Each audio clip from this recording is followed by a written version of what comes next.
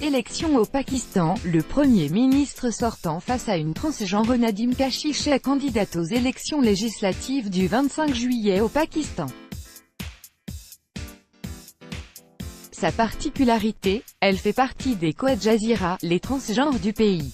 Elle veut profiter du scrutin pour donner davantage de visibilité à sa communauté. Je me présente pour la première fois et votre vote me donnera mon identité. Alors qu'elle sillonne un quartier pauvre d'Islamabad, Nadim Kashish s'adresse aux passants.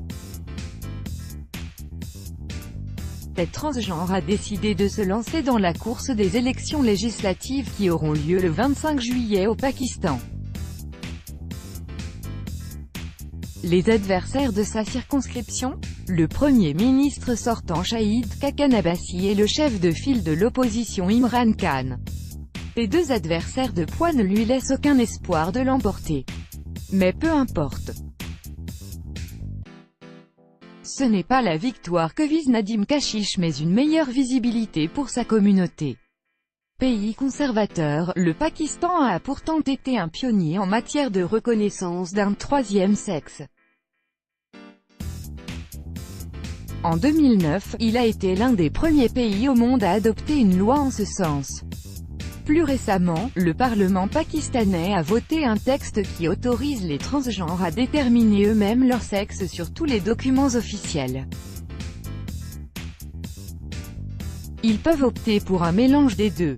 Autre avancée, un candidat s'identifiant comme une femme peut désormais se présenter en tant que tel. Pour les électeurs transgenres, le gouvernement a également fait un geste. Ils seront libres de voter dans les isoloirs pour femmes ou ceux pour hommes, assure Altaf Ahmad, porte-parole de la commission électorale pakistanaise. Elles auront même droit à un passe-droit, ou plutôt un coupe-fil. Ce dernier leur permettra d'éviter les longues queues attendues le jour du scrutin. Toutes ces avancées concernant les droits des transgenres ont été acquises grâce à la lutte longue et acharnée des Coedjazira, le terme désignant un troisième sexe au Pakistan. Nadim Kashish se montre reconnaissant envers son gouvernement. Il nous a apporté son soutien et de l'espace et nous utiliserons cette opportunité au maximum. Il faut dire que le combat est loin d'être fini.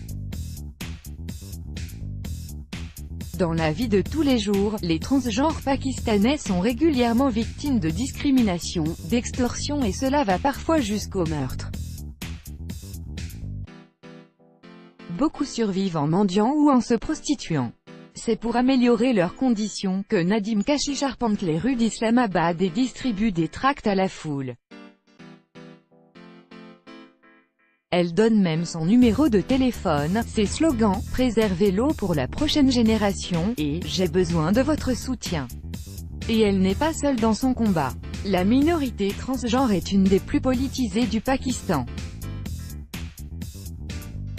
6 sur les 13 Coedjazira qui avaient déposé leur candidature aux élections législatives, 9 ont dû abandonner faute de moyens pour la plupart, 4 candidats sont toujours en lice.